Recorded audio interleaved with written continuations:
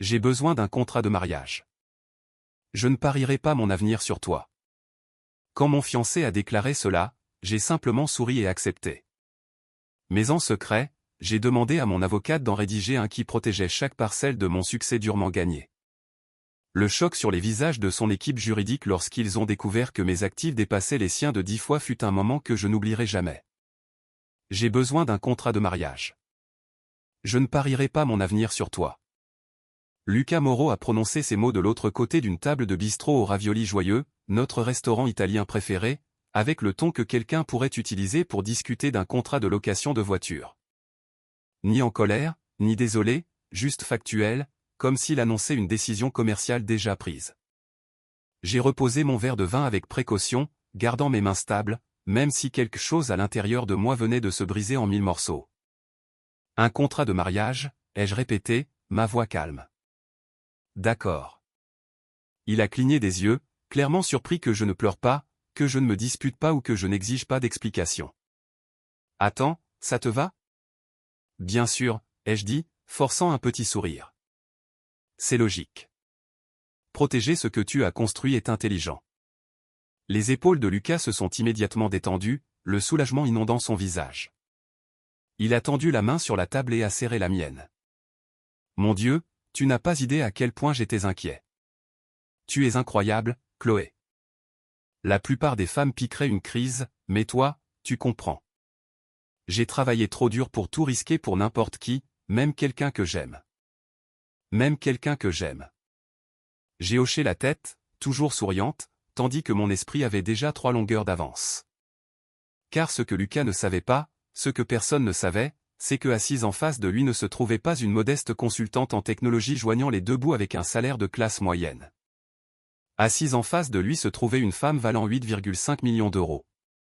Et il venait de me donner l'occasion parfaite de lui montrer exactement qui il avait sous-estimé pendant 3 ans. Je m'appelle Chloé Dubois et ceci est l'histoire de comment la demande de contrat de mariage de mon fiancé est devenue la plus grosse erreur de sa vie. Mais pour comprendre comment nous en sommes arrivés là, vous devez savoir qui je suis vraiment. Pas la version que Lucas pense connaître. Pas la femme que sa mère, Monique, voit au brunch dominicaux. La vraie moi. J'ai 32 ans, et depuis 6 ans, je vis 2 vies complètement séparées. Dans l'une, je suis exactement ce que tout le monde suppose, une consultante en technologie de niveau intermédiaire qui conduit une vieille Citroën 2CV avec une bosse sur la portière passager. Je vis dans un appartement de pièces modestes dont le loyer est raisonnable et où les voisins se mêlent de leurs affaires. Je fais mes courses au supermarché, j'utilise occasionnellement des coupons de réduction, je porte les 3 mêmes paires de jeans jusqu'à ce qu'ils se décolorent aux genoux. Pour le monde extérieur, je suis à l'aise mais sans histoire, sûre, prévisible, le genre de femme qui ne menacerait le récit de personne sur lui-même.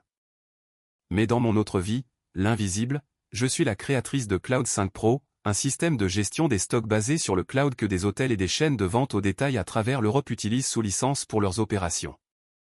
Le logiciel que j'ai développé dans ma chambre d'amis il y a 6 ans génère 48 000 € de redevances chaque mois. C'est 576 000 € par an, déposés automatiquement sur des comptes dont Lucas n'a jamais demandé l'existence. Je possède également cette propriété résidentielle répartie dans 3 régions. J'ai commencé à les acheter à 27 ans, en utilisant le premier gros chèque de redevance comme acompte pour un duplex en Provence, puis un petit immeuble d'appartement en Normandie. Un ensemble de 3 maisons individuelles en location dans la campagne ligérienne où les chiffres étaient parfaits. Chaque propriété a été soigneusement sélectionnée, minutieusement recherchée, gérée par des professionnels que j'ai personnellement validés. Ensemble, elles génèrent 16 500 € de revenus mensuels. Mon portefeuille d'actions s'élève à 3 millions d'euros. J'ai commencé à investir à 18 ans avec l'argent d'un travail à temps partiel, à l'époque où les intérêts composés n'étaient qu'un concept dans mon manuel d'économie. Maintenant, c'est le fondement d'un portefeuille diversifié qui comprend des fonds indiciels, des actions de premier ordre et un petit pourcentage dans des sociétés de croissance à plus haut risque. J'ai des biens immobiliers commerciaux, un petit centre commercial en périphérie de Bordeaux qui abrite un café, un pressing et un service de préparation fiscale. Les locataires sont stables, l'emplacement est solide et les revenus sont constants. Ma valeur nette totale dépasse 8,5 millions d'euros, et presque personne ne le sait. Cette double vie n'est pas née d'une tromperie élaborée ou d'un montage criminel. Elle est née de la nécessité, d'une leçon que j'ai apprise de la manière la plus dure possible quand j'avais seulement 14 ans.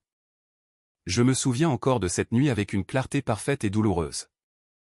J'étais censé dormir, mais des voix m'avaient réveillé. Celle de ma mère, montant en intensité et se brisant de larmes. Celle de mon père, basse et défensive. Je me suis glissé en haut des escaliers dans mon pyjama, serrant mon doudou lapin, regardant à travers les barreaux de la rampe la scène qui se déroulait dans notre salon. Ma mère tenait des relevés bancaires, ses mains tremblaient si fort que les papiers bruissaient de manière audible même d'où j'étais assise. 15 000 €, David. Tu as dépensé 15 000 € sans me le dire. C'était un investissement, dit mon père, sa voix tendue et crispée. Le marché était porteur. J'essayais de construire quelque chose pour nous. Tu essayais de prouver quelque chose à ton frère, rétorqua ma mère. Et même à 14 ans, je pouvais entendre les années de ressentiment compressées dans ses mots. Parce qu'il a acheté cette maison au bord du lac, et tu ne supportais pas d'être le moins réussi des deux. La dispute a dégénéré à partir de là.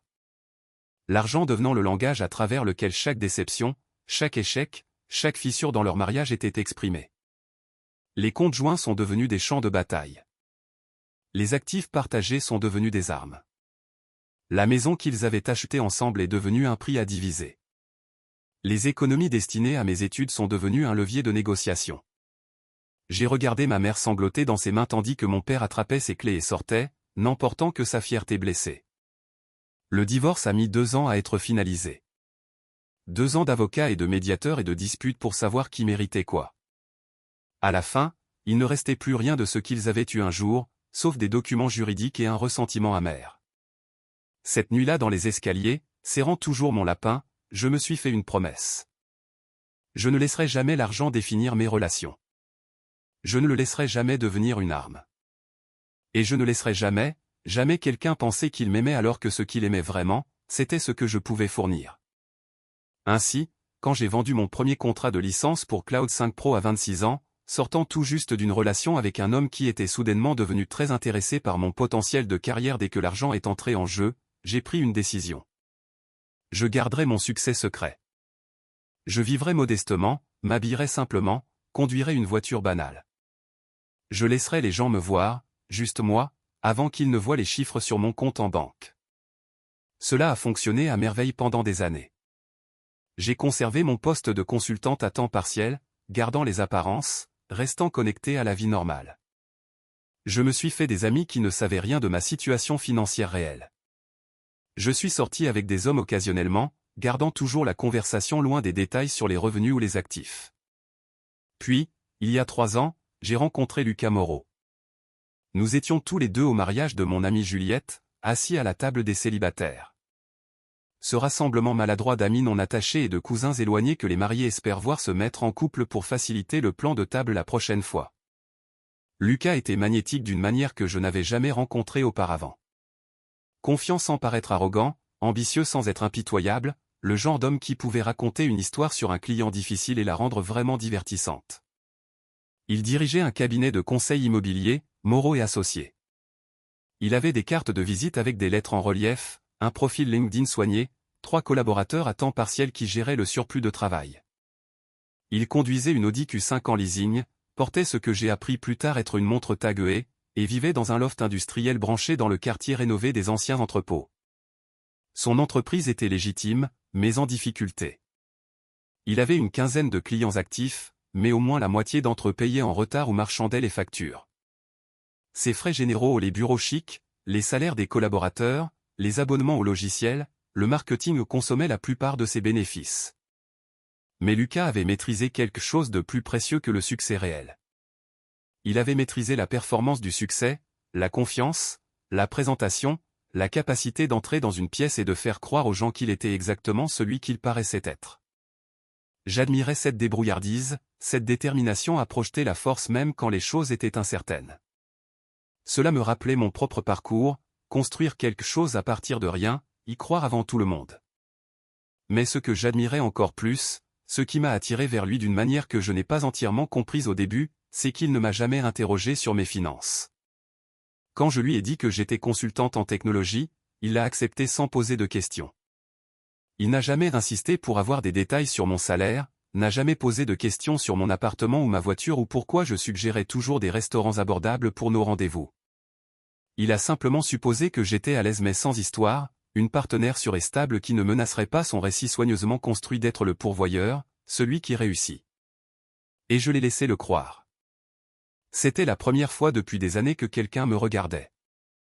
Juste moi, pas mon potentiel, pas ce que je pouvais offrir, pas les possibilités que mon compte en banque pourrait représenter.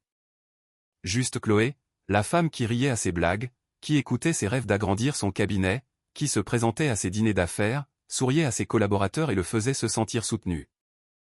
C'était sûr. C'était normal. C'était réel.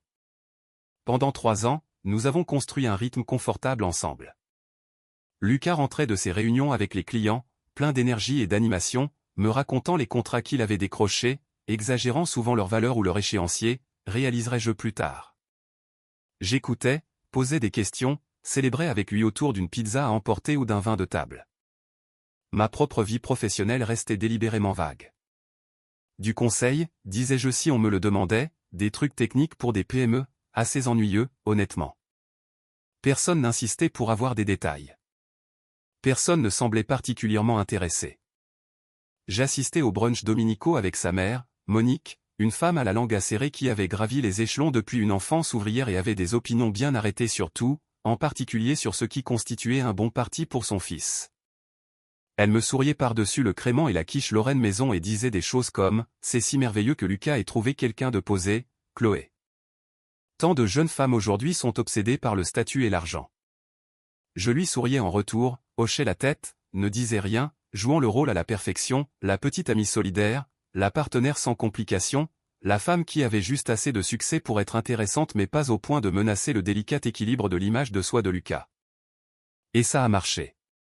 Pendant 3 ans, ça a merveilleusement bien marché, jusqu'à ce que ça ne marche plus. Le changement a commencé si subtilement que je l'ai presque manqué.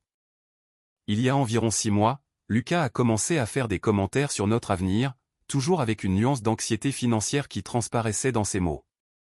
Quand nous serons mariés, il faudra être malin avec l'argent, disait-il lors d'un dîner dans notre restaurant thaïlandais préféré.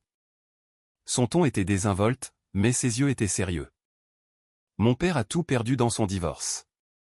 La maison, la moitié de ses économies, tout. Je ne ferai pas les mêmes erreurs. Je le rassurais, pensant que c'était des préoccupations prénuptiales normales. Chaque couple s'inquiétait des finances, n'est-ce pas? Chaque personne apportait des bagages des relations de ses parents dans la sienne. Mais les commentaires sont devenus plus fréquents, plus pointus, plus spécifiques. Il a commencé à mentionner des amis qui avaient été détruits par des divorces, parlant des contrats de mariage comme s'ils étaient une évidence de bon sens plutôt que des champs de mine relationnels. Il faisait référence à des articles qu'il avait lus sur les limites financières dans le mariage, les avocats spécialisés dans la protection des actifs, l'importance de garder ce que l'on a gagné. Chaque commentaire était petit en soi, insignifiant, mais ensemble, ils formaient un schéma que je ne pouvais ignorer. Lucas n'était pas seulement anxieux pour notre avenir ensemble. Il se préparait à notre fin. Et assis ici, au ravioli joyeux, le regardant se détendre maintenant que j'avais accepté son contrat de mariage, le regardant faire signe au serveur pour une autre bouteille de vin comme si nous fêtions quelque chose, j'ai réalisé une chose avec une clarté absolue. Lucas n'avait aucune idée de qui il se protégeait réellement. Il n'avait aucune idée que la plus grande menace financière dans cette relation n'était pas que je lui prenne quelque chose. C'était qu'il découvre que je n'avais jamais eu besoin de rien de sa part. Lucas fit signe au serveur pour une autre bouteille de vin. Tout son comportement s'était transformé maintenant que j'avais accepté ses conditions. La tension qui avait crispé ses épaules toute la soirée s'était dissipée, remplacée par la confiance facile dont j'étais tombée amoureuse il y a 3 ans. « Tu sais quoi ?» dit-il en se penchant en arrière sur sa chaise avec un sourire satisfait. « C'est exactement pour ça que je savais que tu étais la bonne. Tu es rationnel, pratique. Tu ne laisses pas les émotions obscurcir ton jugement. » J'ai pris une gorgée d'eau, laissant l'ironie de ces mots s'installer entre nous comme la lumière vacillante de la bougie sur notre table. Rationnel, pratique. Si seulement il savait à quel point j'étais sur le point de devenir pratique. « Quand veux-tu avancer là-dessus » ai-je demandé, gardant ma voix légère, curieuse. « Mon avocat est déjà en train de rédiger les papiers, dit Lucas. Et quelque chose dans son ton a serré mon estomac. Déjà en train de rédiger? Ce qui signifiait qu'il avait pris cette décision avant ce soir, avant de me le demander, avant de me donner mon mot à dire. Ce dîner n'était pas une conversation. C'était une notification. Il aura quelque chose de prêt d'ici le début de la semaine prochaine. Nous pourrons le relire ensemble. S'assurer que tu es à l'aise avec tout. S'assurer que je suis à l'aise. La formulation était presque amusante. Ça me va, dis-je en coupant dans mes pâtes printanières. Même si mon appétit avait disparu à peu près au moment où il avait qualifié notre mariage de pari. Je le ferai aussi examiner par mon avocat. La fourchette de Lucas s'arrêta à mi-chemin de sa bouche. Tu as un avocat? La surprise dans sa voix était révélatrice. Bien sûr, il avait supposé que je n'avais pas de représentation légale. Pourquoi quelqu'un comme moi, quelqu'un qu'il percevait comme financièrement simple, aurait-il besoin d'un avocat? Pour le travail, dis-je nonchalamment, ce qui n'était pas techniquement un mensonge. Sandrine s'occupait de mes contrats commerciaux, entre autres choses. Juste pour m'assurer que je comprends tout le jargon juridique, tu sais? Oui, c'est logique, dit Lucas, se remettant rapidement. Malin. Je veux dire, c'est assez simple, mais bien sûr, fais-le examiner. Assez simple. Je me demandais s'il penserait encore ça dans une semaine. Nous avons terminé le dîner en bavardant sur les préparatifs de mariage, l'insistance de sa mère pour inviter tout son club de lecture, si nous devions faire notre voyage de noces en Grèce ou en Italie. Lucas était de nouveau animé, riant, planifiant comme si la conversation sur le contrat de mariage n'avait été qu'un détail administratif mineur que nous avions coché sur une liste. Quand nous avons quitté le restaurant, la pluie avait commencé. Pas une averse, juste une bruine régulière qui rendait les lampadaires flous et le trottoir brillant. Lucas m'a embrassé sur la joue, pas sur les lèvres ai-je remarqué, et a dit qu'il avait une réunion client tôt le lendemain, qu'il m'appellerait. J'ai regardé son Audi s'éloigner du trottoir, ses feux arrière disparaissant dans l'obscurité humide, et j'ai senti quelque chose de fondamental changer en moi. Pas un chagrin d'amour exactement, quelque chose de plus froid, de plus clarifiant. Je suis resté assise dans ma Citroën pendant 20 minutes, la pluie tambourinant contre le pare-brise à un rythme qui correspondait à mon pouls. Mes mains serraient le volant si fort que mes jointures me faisaient mal. Je n'arrêtais pas de rejouer ces mots. Je ne parierai pas mon avenir sur toi. Pas nous, pas notre avenir ensemble. Ton avenir, mon risque. Finalement, j'ai sorti mon téléphone et composé le numéro de Sandrine Fournier. Elle a répondu à la deuxième sonnerie, sa voix vive et alerte bien qu'il soit près de 23 heures. Dis-moi qu'il l'a enfin fait. Sandrine était mon avocate depuis 8 ans. Depuis que j'avais eu besoin de quelqu'un pour gérer les complexités juridiques de mon premier grand contrat de licence. Elle avait 52 ans, était incroyablement intelligente, d'une efficacité redoutable, et l'une des 3 seules personnes à connaître toute l'étendue de ma situation financière. Nous étions devenus amis au fil des ans, nous liant d'amitié autour du terrible café du palais de justice et de ses histoires sans fin sur l'absurdité du droit de la famille. Il l'a fait, dis-je doucement, fixant la pluie qui striait mon pare-brise. Il veut un contrat de mariage. Il y eut une pause, puis un rire bas et dangereux que je sentis dans ma poitrine. Et je suppose qu'il pense être celui qui a quelque chose à protéger. Il a dit, et je cite, « Je ne parierai pas mon avenir sur toi. » Le rire de Sandrine fut sec et froid. « Oh Chloé, ça va être délicieux. Raconte-moi tout. » J'ai relaté tout le dîner, la tension, le discours répété, son soulagement quand j'ai accepté, son commentaire sur son avocat qui rédigeait déjà les papiers. Sandrine a écouté sans m'interrompre, et je pouvais pratiquement entendre son esprit analyser les implications. Donc, il prépare ça depuis un moment, dit-elle quand j'eus fini. Ce n'était pas de l'anxiété spontanée. C'était calculé. On dirait bien. Et il n'a aucune idée de ce qu'il demande vraiment. Aucune. Sandrine resta silencieuse un instant, et quand elle reparla, sa voix avait basculé dans ce que j'appelais son mode stratégique. Froide, précise, létale. Voici ce que nous allons faire. Je vais rédiger une contre-proposition qui semble tout à fait raisonnable en surface. Tout ce qu'il veut. Les biens propres restent propres. Une division nette des actifs. Tout ce langage standard de contrat de mariage. Mais nous allons ajouter une clause cruciale. Quelle clause? Divulgation financière complète des deux parties. Transparence totale. Déclaration de revenus. Liste d'actifs, obligations de dette, portefeuille d'investissement, tout sur la table. S'il veut protéger ce qui est à lui, alors vous devez tous les deux savoir exactement ce que cela signifie.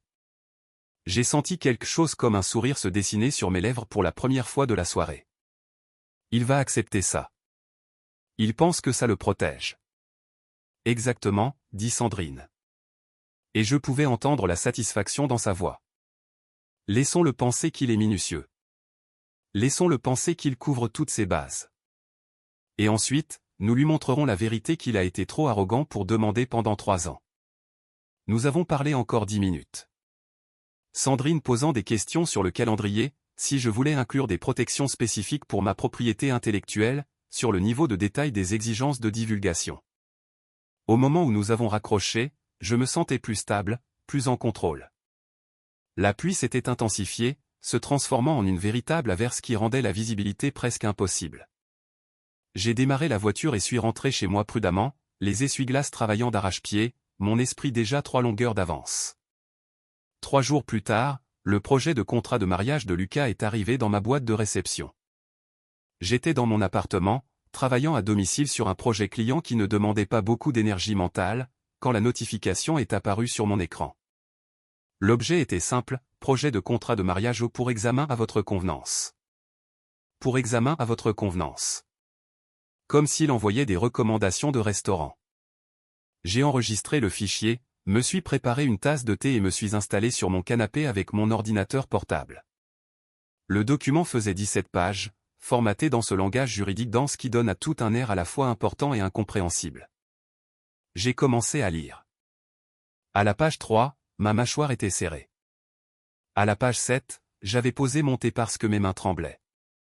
À la page 17, j'avais compris exactement ce que Lucas pensait de moi.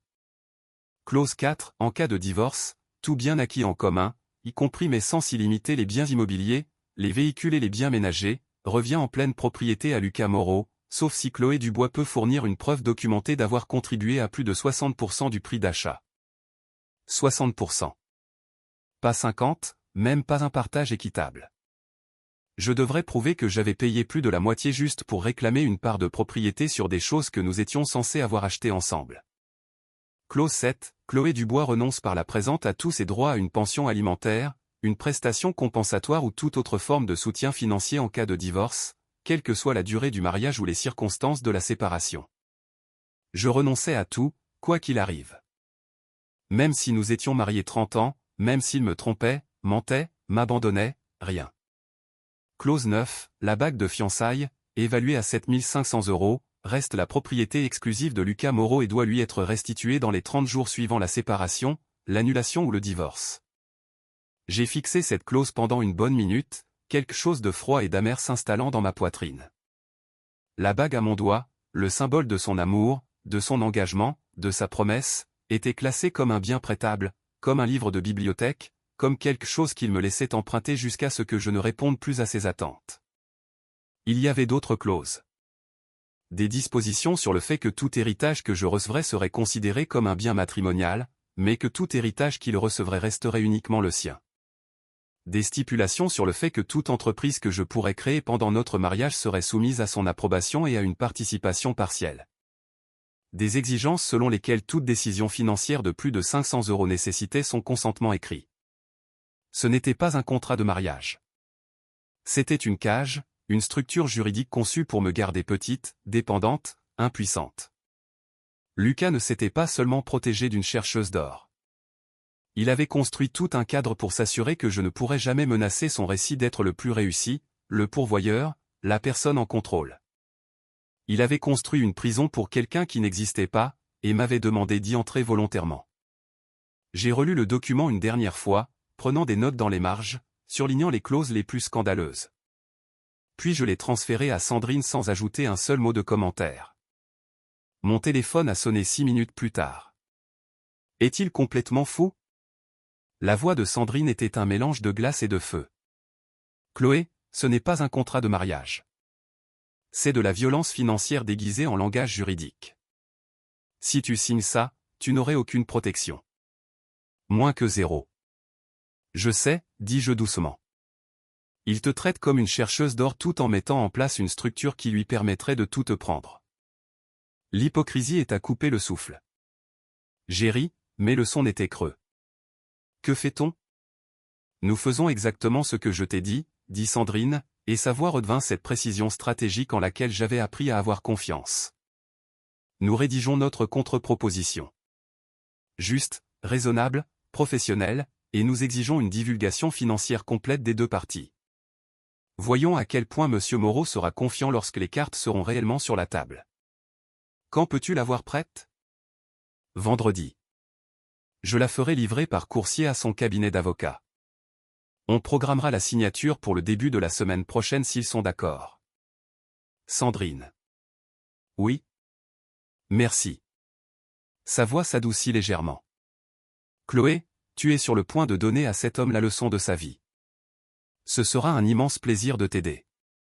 Nous avons raccroché et je suis restée assise dans le calme de mon appartement, le contrat de mariage brillant toujours sur l'écran de mon ordinateur portable, et j'ai ressenti quelque chose que je n'avais pas ressenti depuis 3 ans.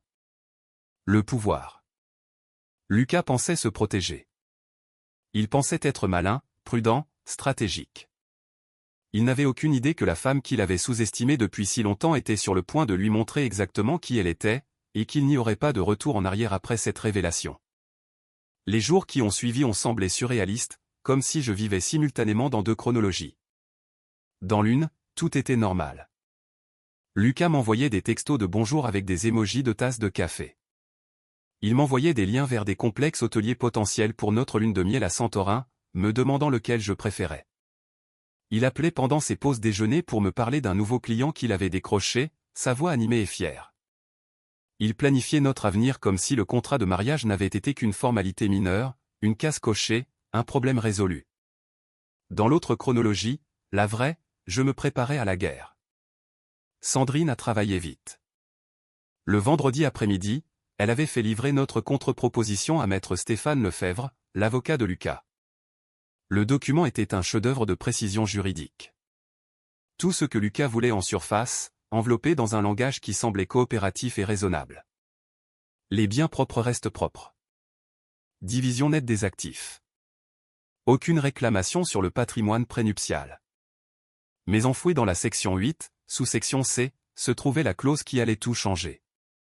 Les deux parties acceptent de fournir une divulgation financière complète et vérifiée, y compris, mais sans illimité, les déclarations de revenus des 5 dernières années, les relevés de tous les comptes bancaires, les portefeuilles d'investissement, les biens immobiliers, les valorisations d'entreprise, et tout autre actif dépassant 4 500 € de valeur. L'avocat de Lucas y verrait une diligence raisonnable standard. Lucas lui-même ne lirait probablement même pas aussi loin dans le document avant de signer, et c'est exactement sur cela que nous comptions. La semaine entre l'envoi de notre contre-proposition et la signature prévue est devenue un exercice de compartimentalisation émotionnelle. Je suis allé au travail, j'ai mené des réunions avec des clients, répondu à des emails sur les mises à jour de Cloud 5 Pro. J'ai dîné avec Lucas 2 fois, une fois dans son loft, une fois dans un nouveau restaurant japonais qu'il voulait essayer. J'ai souri, ri à ses blagues, discuté de savoir si nous devions nous inscrire pour le mixeur sur socle cher ou celui de milieu de gamme. Mais je l'observais maintenant, vraiment, et je voyais des choses que je m'étais entraîné à ne pas remarquer pendant 3 ans. La façon dont il commandait toujours le vin le plus cher au restaurant, puis se plaignait du coût des courses quand nous faisions les magasins ensemble. Comment il mentionnait nonchalamment le prix de sa montre, de son costume ou de ses chaussures au serveur, au voiturier, à quiconque pourrait être impressionné. Comment il se positionnait sur les photos de groupe pour être au centre, visible, important. Mercredi soir, j'ai assisté à un dîner avec certains de ses associés dans une brasserie haut de gamme en centre-ville. Lucas tenait le haut du pavé, décrivant un contrat majeur qu'il était sur le point de conclure la semaine suivante avec un promoteur immobilier. Je savais, d'après ses précédentes séances de plainte, que le promoteur était encore à des mois de prendre une décision, mais Lucas racontait l'histoire comme si c'était déjà fait. Moreau et associés est en pleine expansion, annonça-t-il, son deuxième cognac d'Eliance à Langue. Nous envisageons d'embaucher 2 autres collaborateurs à plein temps, peut-être d'ouvrir une annexe à Bordeaux. Son associé, un homme tranquille nommé Léo, m'a jeté un regard à peine dissimulé de confusion. J'avais entendu Léo au haut-parleur la semaine dernière dire à Lucas qu'il ne pouvait pas se permettre de nouveaux collaborateurs avant l'arrivée d'au moins 3 autres clients. Mais Lucas était en représentation, et tout le monde à cette table était son public, y compris moi. J'avais l'habitude de trouver sa confiance attrayante. Maintenant, je la voyais pour ce qu'elle était vraiment, un besoin désespéré d'être perçue comme réussie, indépendamment de la réalité sous-jacente. Quand je suis rentré chez moi ce soir-là, je suis resté assise dans ma voiture garée devant mon immeuble pendant 10 minutes, mes mains posées sur le volant, mon esprit tournant autour d'une question que j'avais évitée. L'avais-je jamais vraiment connu? Ou avais-je simplement aimé la version de lui-même qu'il jouait pour moi? Samedi matin, ma sœur Léa m'appela. Alors, dit-elle, sa voix pétillante de curiosité. Lucas veut un contrat de mariage. C'est en fait très mature de sa part. La plupart des mecs sont trop fiers pour même en parler. Je préparais du café dans ma petite cuisine, la lumière du soleil matinal inondant la fenêtre. Un instant, j'ai envisagé de rester légère, de lui donner la version édulcorée. Mais Léa était le seul membre de ma famille qui connaissait ma véritable situation financière. Je lui avais dit il y a 2 ans quand elle m'avait demandé de lui prêter de l'argent pour l'apport pour sa première maison. Oui, il veut un contrat de mariage, dis-je prudemment. Mais Léa, tu devrais voir ce que son avocat a rédigé. C'est si mauvais? Je lui ai parlé des clauses, de la disposition des 60%, de la renonciation à la pension alimentaire, de la bague de fiançailles classée comme bien restituable. À chaque détail, le silence à l'autre bout du fil devenait plus lourd. Attends, dit finalement Léa, sa voix sèche. Il te traite comme si tu en avais après son argent. Chloé, tu pourrais acheter toute son entreprise 2 fois et il te resterait encore de l'argent pour une villa en Toscane. Nous avons toutes les deux ri, mais le son était amer et creux. C'est insensé, a poursuivi Léa. A-t-il la moindre idée de qui tu es vraiment? Aucune. Tu vas le lui dire? J'ai regardé par la fenêtre de ma cuisine le bâtiment d'en face, observant une femme qui arrosait ses plantes sur son balcon, vivant son simple samedi matin. Je vais lui montrer, dis-je doucement. Il y a une différence. Léa resta silencieuse un long moment. Quand elle reparla, sa voix était plus douce, plus sérieuse. Chloé, tu es sûre de toi? Une fois qu'il saura, il ne pourra plus l'ignorer. Ça va tout changer. C'est déjà changé, dis-je. Il ne s'en rend juste pas encore compte. D'accord, dit Léa. Alors, laisse-le voir qui il a sous-estimé. Laisse-le voir exactement qui il a essayé d'encager. Après avoir raccroché, j'ai senti quelque chose se cristalliser en moi. Il ne s'agissait pas de vengeance. Il ne s'agissait pas d'humiliation. Il s'agissait de vérité. Pendant 3 ans, je m'étais caché pour voir si Lucas m'aimerait sans la complication de l'argent. Et il l'avait fait, en quelque sorte. Il avait aimé la version de moi qui correspondait à son récit, la petite amie solidaire, la partenaire modeste, la femme qui le faisait se sentir réussi par comparaison. Mais il n'avait jamais aimé la vraie moi parce qu'il n'avait jamais pris la peine de demander qui c'était. La signature était prévue pour mardi à 14 h. La nuit précédente, je n'ai pas pu dormir. Je suis resté allongé dans mon lit, fixant le plafond, mon esprit rejouant toute notre relation comme une bobine de film que je ne pouvais pas arrêter. Notre premier rendez-vous dans ce café près du port. Lucas me parlant de ses rêves de construire un empire immobilier, ses yeux brillants d'ambition. Le week-end à la montagne où il m'avait appris à skier, patient et encourageant quand je n'arrêtais pas de tomber. Le soir où il m'avait demandé en mariage sur cette plage de la côte d'Opale, le coucher de soleil dorant tout, sa voix tremblant légèrement alors qu'il me demandait de l'épouser. Est-ce que tout cela avait été réel, ou tout n'avait-il été qu'une performance? Sa performance, ma performance, nous deux jouant des rôles que nous pensions que l'autre voulait voir.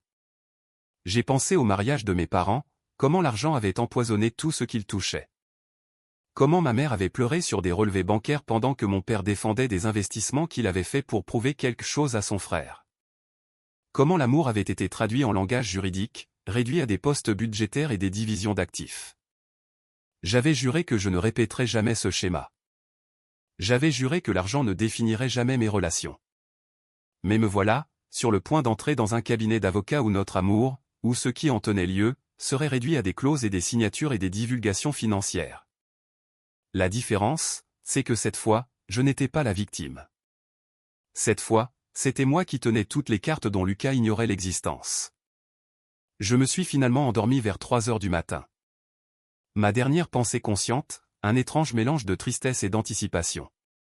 Demain, Lucas me verrait enfin clairement. Pas comme la petite amie modeste qu'il avait sous-estimée. Pas comme la partenaire sur qui ne menacerait pas son récit. Mais comme la femme sur laquelle il aurait dû se renseigner depuis le début, la femme qui avait été là tout le temps, attendant qu'il se soucie assez pour regarder. Quand mon réveil a sonné à 7 heures, je me sentais étrangement calme. Je me suis douché, habillé d'une simple robe bleu marine et d'un blazer, professionnel mais pas tapa accent grave-l'œil. J'ai pris mon petit déjeuner même si je n'avais pas faim, sachant que j'aurais besoin d'énergie. Sandrine m'a envoyé un texto à 9 heures, prête à entrer dans l'histoire? J'ai répondu, prête. Lucas a appelé à 11 heures, sa voix enjouée. Salut, toujours d'accord pour 14 heures. Mon avocat a confirmé que tout est prêt. J'y serai, dis-je. Parfait. Ce sera rapide et indolore. Ensuite, on pourra aller dîner tôt. Il y a ce nouveau restaurant français que je veux essayer. Rapide et indolore. J'ai failli rire. Ça me va, ai-je dit à la place. Après avoir raccroché, je suis resté assise à ma table de cuisine avec une tasse de café que je n'ai pas bu, regardant l'horloge se rapprocher de 14 heures. Dans quelques heures, tout allait changer. Lucas pensait se protéger, sécuriser ses actifs, être malin et stratégique. Il n'avait aucune idée que la femme à qui il exigeait la transparence financière était sur le point de lui donner exactement ce qu'il avait demandé, et que cela détruirait tout ce qu'il pensait savoir. Je suis arrivé chez Lefebvre et Associés à 13h50 précise. L'immeuble était l'un de ces gratte-ciel du quartier d'affaires qui respirait la puissance corporative. Tout en verre et en acier, des surfaces réfléchissantes conçues pour vous faire sentir petit avant même d'entrer. Le hall avait des sols en marbre qui amplifiaient chaque pas, de l'art abstrait qui coûtait probablement plus cher que la voiture de la plupart des gens, et un poste de sécurité où j'ai dû m'enregistrer et obtenir un badge visiteur. Le trajet en ascenseur jusqu'au 15e étage ressemblait à une montée vers une chambre d'exécution. J'ai vérifié mon reflet dans les portes en acier poli. Robe bleu marine, blazer simple, bijoux discrets. Je ressemblais exactement à ce que Lucas attendait. Professionnel mais modeste, présentable mais sans histoire. La femme qui ne ferait pas de vagues. Les portes se sont ouvertes sur une réception qui correspondait à l'esthétique du bâtiment. Plus de verre, plus d'acier. Une réceptionniste au maquillage parfait et au sourire qui n'atteignait pas ses yeux m'a dirigé vers la salle de conférence B. Lucas était déjà là quand je suis entré. Il s'est levé immédiatement, son visage s'illuminant de soulagement et d'affection. Il était beau, fraîchement rasé, portant son costume anthracite que je savais réservé aux réunions clients importantes, son parfum subtil mais cher. Il a traversé la pièce et m'a embrassé sur la joue, sa main chaude sur mon bras. « Salut », dit-il doucement. « Tu es superbe. » Un peu nerveuse ? Un peu, ai-je admis, ce qui était vrai, mais pas pour les raisons qu'il pensait. Ne le sois pas. Ce sera rapide et indolore. Juste quelques signatures, puis on pourra mettre tout ça derrière nous et se concentrer sur les choses amusantes. Les préparatifs de mariage, le voyage de noces, tout ça. Rapide et indolore. Je me suis accroché à ces mots, me demandant s'il se souviendrait de les avoir prononcés dans une heure. Maître Stéphane Lefebvre est entré quelques instants plus tard. La cinquantaine, cheveux argentés parfaitement coiffés, un costume qui valait probablement 2500 €. Le genre d'avocat qui a fait carrière en faisant en sorte que les hommes riches se sentent protégés.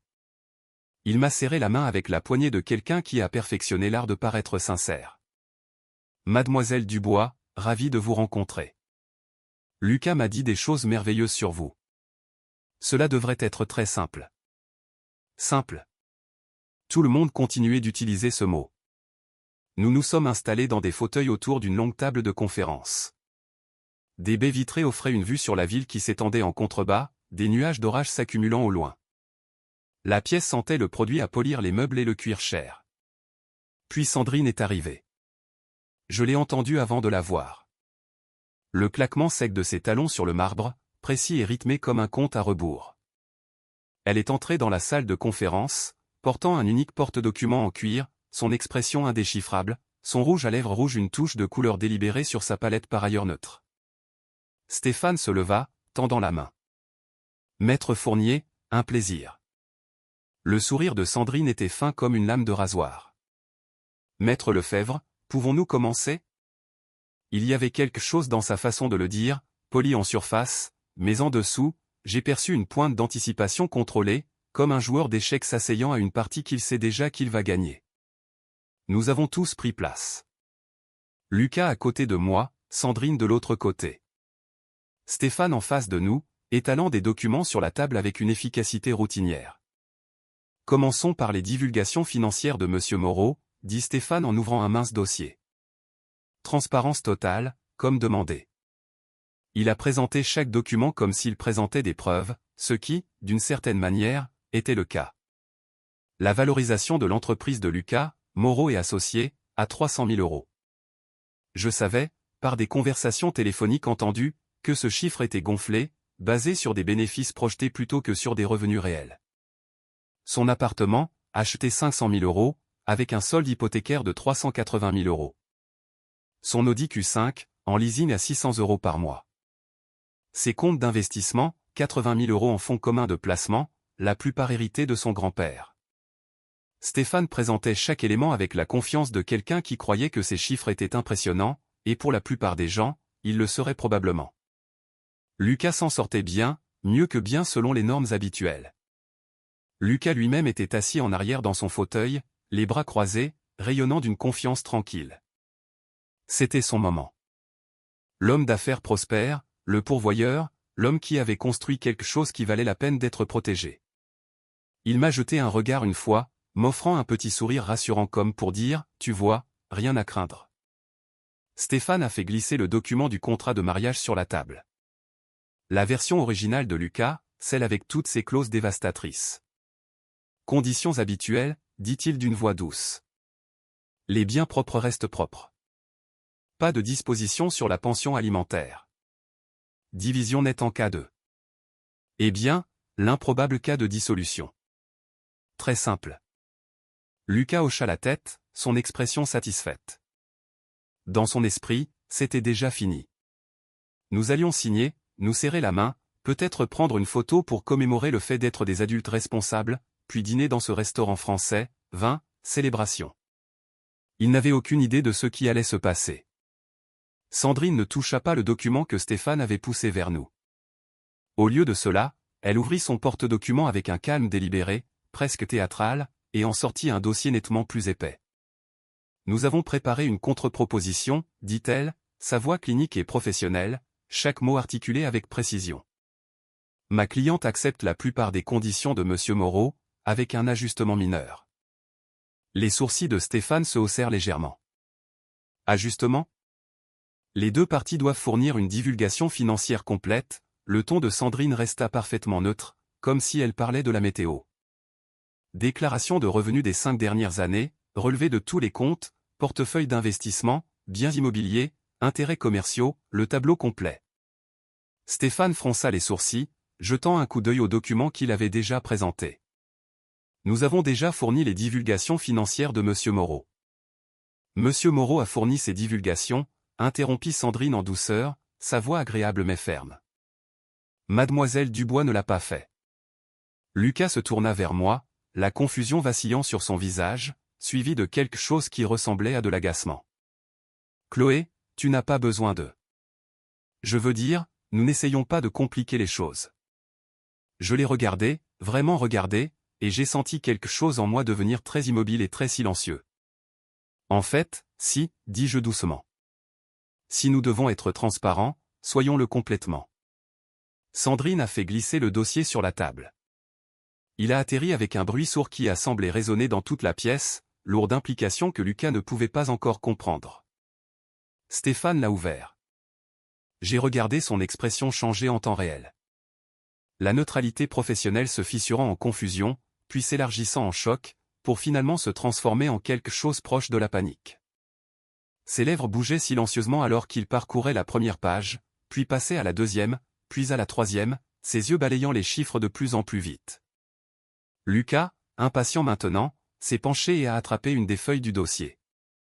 La couleur a quitté son visage si rapidement que j'ai cru qu'il allait s'évanouir. Quoi? Sa voix sortit à peine plus fort qu'un murmure. Qu'est-ce que c'est? J'ai croisé son regard, gardant ma propre voix stable, calme. Ma divulgation financière. Exactement ce que tu as demandé. La voix de Sandrine a percé le silence, clinique et précise. Mademoiselle Dubois est la créatrice de Cloud 5 Pro, un système de gestion des stocks basé sur le cloud actuellement sous licence auprès de grandes chaînes hôtelières et d'opérations de vente au détail à travers l'Europe. Le logiciel génère 48 000 € par mois en frais de licence. Arrête.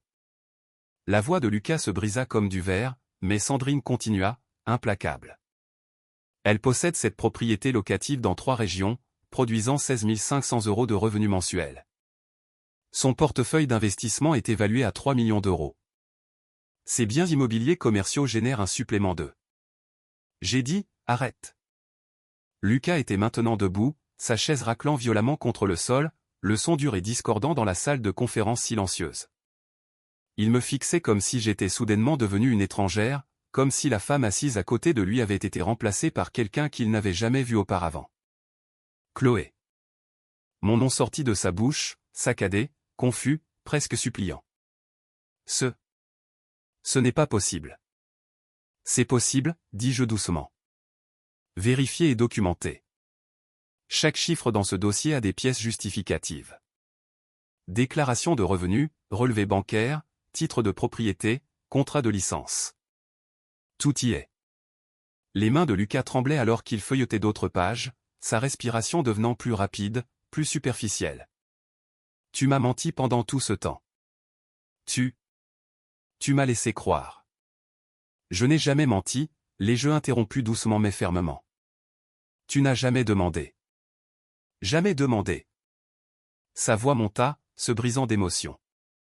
Tu m'as laissé penser que j'étais. Tu es resté là pendant 3 ans pendant que je. Il ne put finir. Son visage passait par des émotions si rapidement que j'avais du mal à les suivre. Trahison. Humiliation. Colère. Stéphane se racla la gorge, essayant désespérément de retrouver une certaine contenance professionnelle. Peut-être devrions-nous faire une courte pause pour. Non. La voix de Lucas était tranchante, blessée.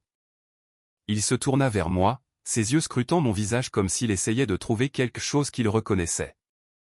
Pourquoi ne me l'as-tu pas dit? La question resta en suspens entre nous, lourde de tout ce que nous ne nous étions jamais dit. Parce que je voulais que tu m'aimes, moi, dis-je, et ma voix sortit plus faible que je ne l'avais prévu, plus vulnérable. Pas mon compte en banque. La mâchoire de Lucas se serra. Ce n'est pas. Tout le monde va penser que je fais un mariage d'argent. Ils penseront que je suis une sorte de. Il ne pouvait pas le dire, mais je l'ai entendu quand même. Un chercheur d'or, l'homme entretenu. Toutes les choses dont son contrat de mariage était censé le protéger. Et là, ce n'était pas le chagrin, pas la trahison, pas même la colère d'avoir été trompé. C'était l'embarras. Lucas n'était pas blessé que j'ai gardé un secret. Il était humilié que je l'ai fait paraître petit. Sandrine referma son dossier avec un claquement sec qui sonna comme un coup de marteau de juge. Le silence dans cette salle de conférence était absolu, et je savais avec une certitude totale que plus rien ne serait jamais comme avant.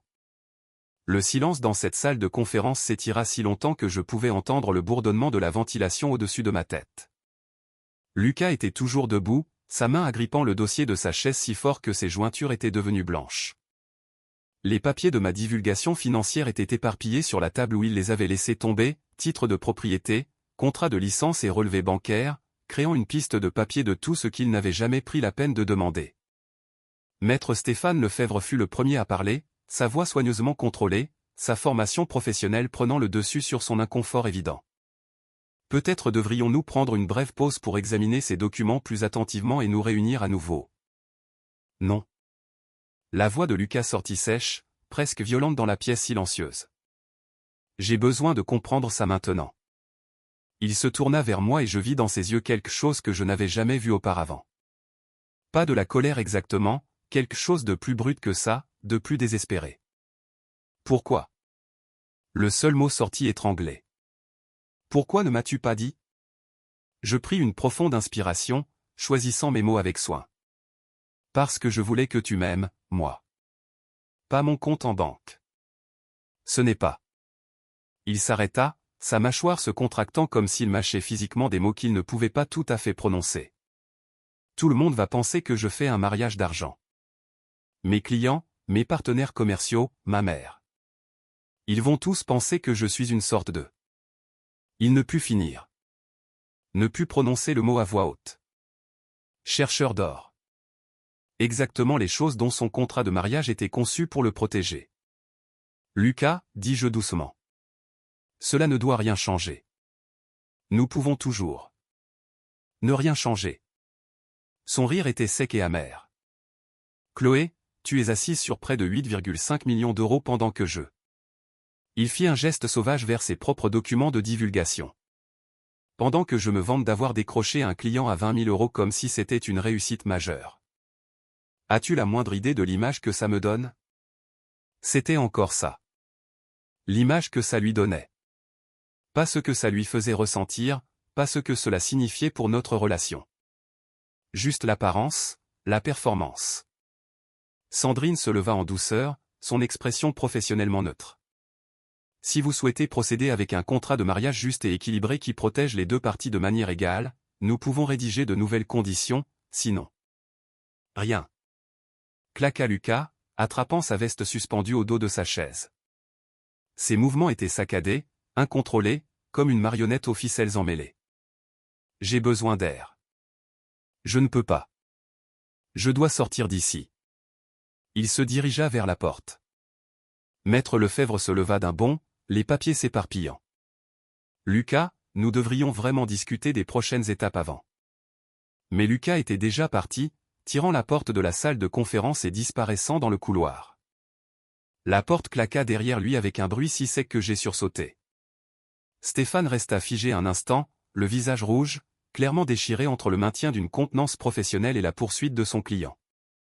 Finalement, il se tourna vers nous, tentant de lisser son expression en quelque chose d'appropriément désolé. « Je m'excuse sincèrement pour la réaction de mon client, dit-il, la voix tendue.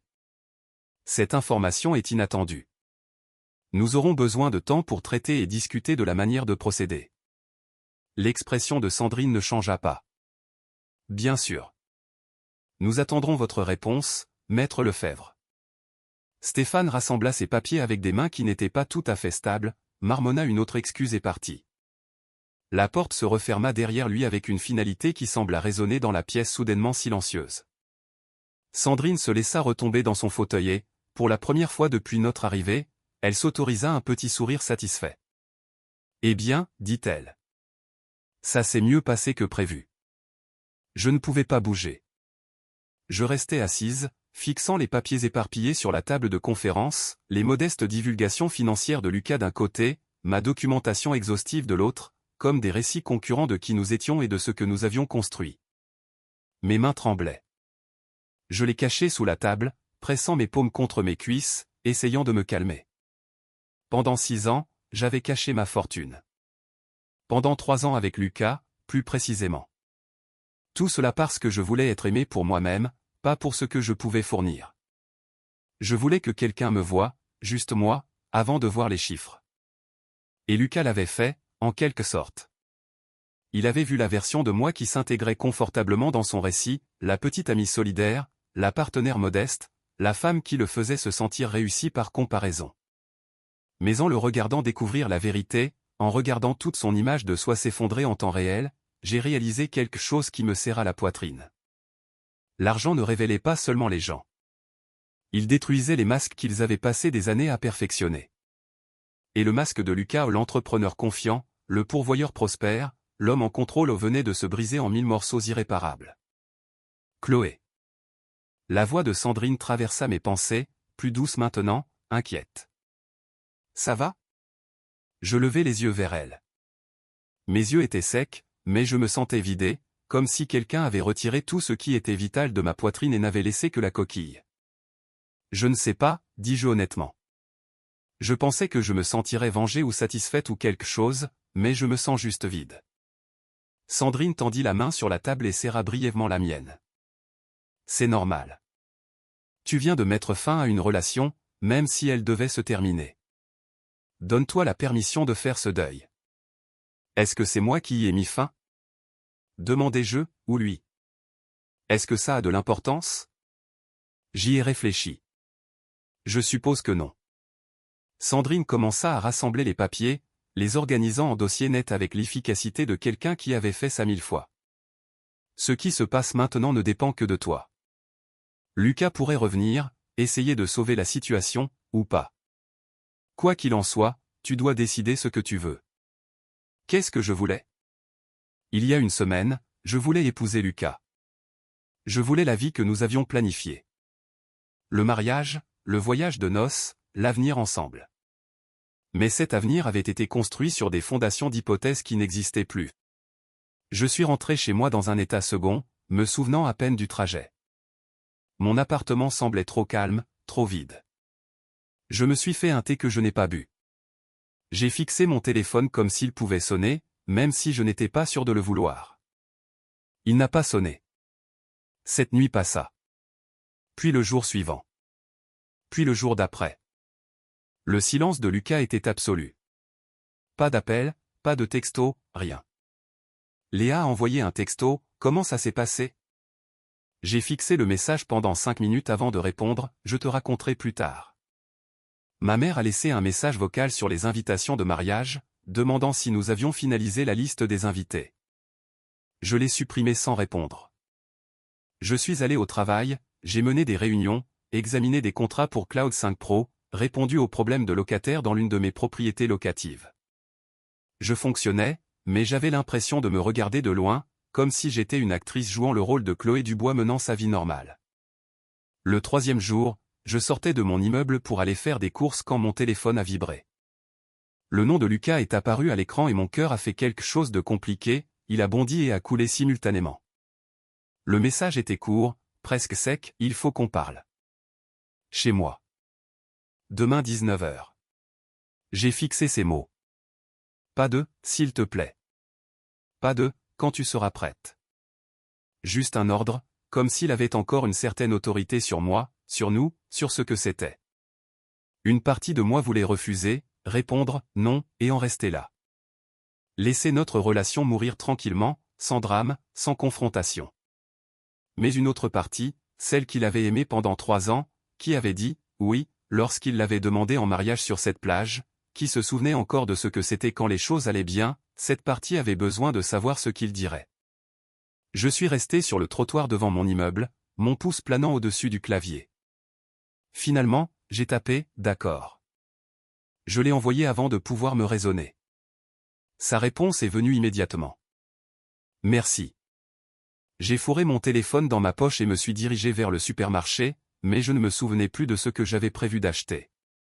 Mon esprit était déjà projeté au lendemain soir, imaginant la conversation que nous aurions, me préparant à tout ce que Lucas allait dire. S'excuserait-il, exigerait-il une explication, essaierait-il de sauver la relation? Ou ferait-il ce que je soupçonnais, essayer de faire en sorte que ce soit ma faute, de tordre le récit jusqu'à ce qu'il soit la victime et que je sois la trompeuse? Je ne savais pas, mais demain à 19h, je le découvrirai. Le ciel au-dessus était lourd de nuages qui n'avaient pas encore décidé de pleuvoir, l'air épais de la promesse d'un orage qui pourrait ou non éclater. Je me sentais de la même façon, en équilibre au bord de quelque chose, attendant de voir de quel côté j'allais tomber. Le lendemain soir, je me tenais devant l'immeuble de Lucas à 19h précise, regardant le loft industriel reconverti qui m'avait toujours semblé si impressionnant lorsque nous avions commencé à sortir ensemble. Briques apparentes, baies vitrées, le genre d'endroit qui criait le succès urbain, même si l'hypothèque vous écrasait. J'ai pris une profonde inspiration et je suis entré. Lucas a répondu à la porte quelques secondes après que j'ai frappé, comme s'il attendait juste là. Il avait l'air terrible. Ses yeux étaient rouges, cernés de noir, témoins de nuit blanche. Ses cheveux n'étaient pas coiffés comme d'habitude. Il portait un jean et un t-shirt froissé. Je l'avais rarement vu dans une tenue aussi décontractée, aussi peu soignée. « Merci d'être venu », dit-il, sa voix ni chaude, ni froide, juste tendue. Il ne m'a pas embrassé. N'a même pas essayé. Il s'est simplement écarté pour me laisser entrer. Le loft était impeccable comme toujours, tout à sa place, Les meubles minimalistes coûteux arrangés juste comme il faut. L'art abstrait sur les murs de briques apparentes, l'éclairage industriel projetant des ombres soigneusement conçues. On aurait dit une page de magazine. Ça avait toujours ressemblé à une page de magazine. Je me suis demandé, pas pour la première fois, quelle part de la vie de Lucas était une performance. Nous nous sommes assis aux extrémités opposées de son canapé en cuir, une distance qui semblait délibérée, symbolique. Lucas se versa un whisky du carafe sur sa table basse. Un scotch cher, du genre qu'il gardait pour impressionner les clients. Il ne m'en a pas offert. Le silence s'étira entre nous, lourd et inconfortable. Je pouvais entendre le bruit ambiant de la ville à travers les fenêtres. La circulation, des sirènes lointaines, le bourdonnement de la vie qui continuait à l'extérieur de ce moment étrangement figé. Finalement, Lucas parla.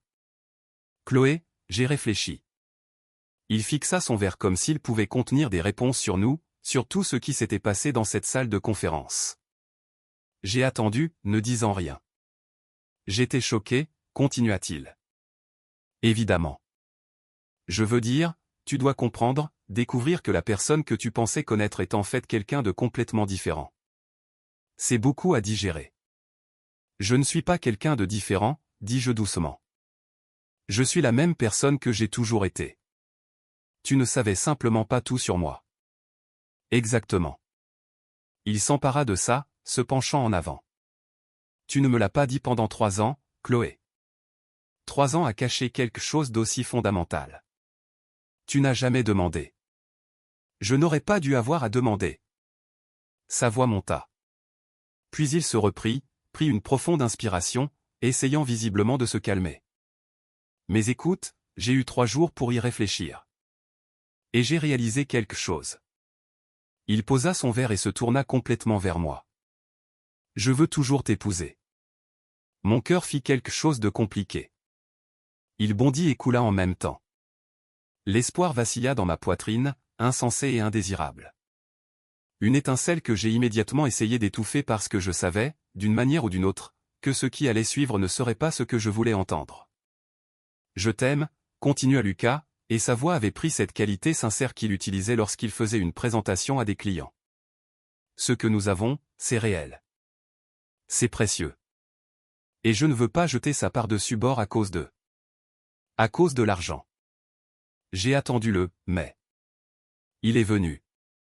Mais j'ai besoin que tu comprennes ma position. Il passa la main dans ses cheveux, un geste que je reconnaissais comme du stress. Mon entreprise, ma réputation, mes relations avec les clients et les investisseurs, tout est construit sur une certaine perception.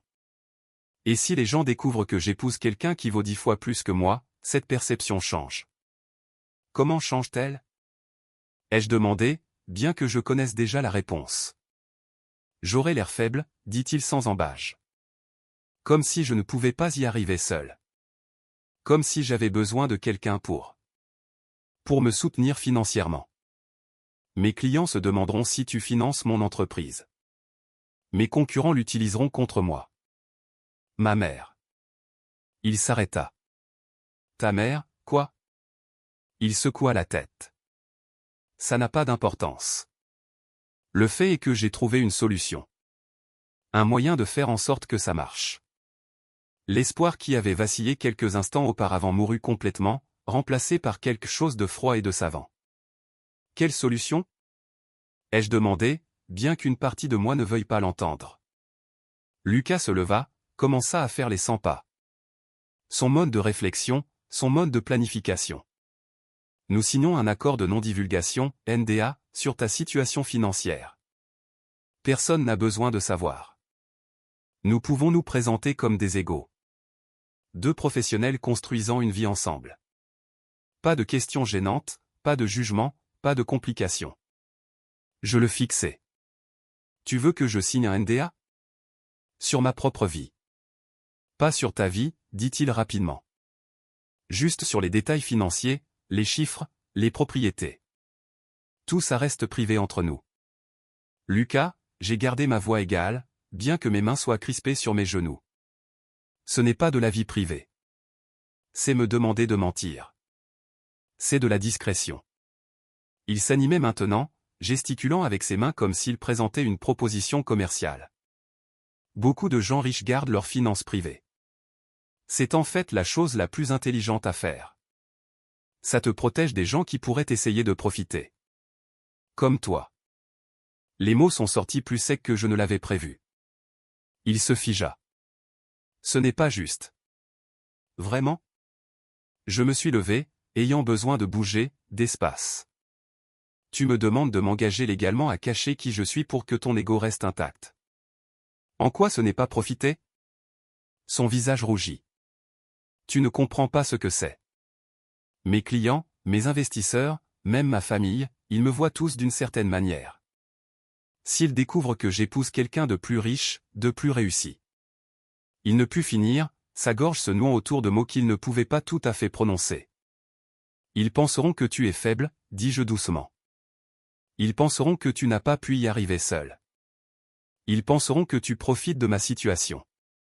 Oui. L'aveu lui échappa. Oui, c'est exactement ce qu'ils penseront. Et peu importe que ce ne soit pas vrai, Chloé. La perception, c'est la réalité en affaires. Tu devrais le savoir. Je le regardais faire les 100 pas, le regardais construire son argumentation comme s'il plaidait devant un jury. Et soudain, je le vis avec une clarté absolue. Pas l'homme charmant dont j'étais tombée amoureuse à ce mariage il y a 3 ans. Pas l'entrepreneur ambitieux aux grands rêves et à la confiance contagieuse. Pas même la personne peu sûre d'elle exigeant un contrat de mariage pour se protéger. Je vis quelqu'un dont l'identité entière était construite sur les perceptions des autres. Quelqu'un qui avait plus besoin d'être perçu comme réussi qu'il n'avait besoin de l'être réellement. Quelqu'un dont l'estime de soi était si fragile que les réalisations d'un partenaire ressemblaient à des attaques personnelles. Sa confiance avait toujours été une performance. Son succès, une illusion soigneusement entretenue. Et maintenant, face à une fiancée qui menaçait cette illusion simplement en existant authentiquement, il ne me demandait pas de rejoindre sa vie. Il me demandait de me rétrécir pour qu'il puisse rester grand. Lucas, dis-je doucement. Si tu as besoin que je disparaisse pour te sentir entier, alors nous n'avons pas un mariage.